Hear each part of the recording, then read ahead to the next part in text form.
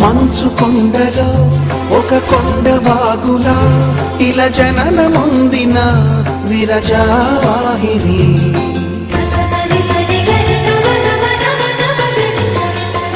విష్ణు చరణమే తన పుట్టినిల్లుగా శివగిరికి చేరిన సురగంగ నీవని.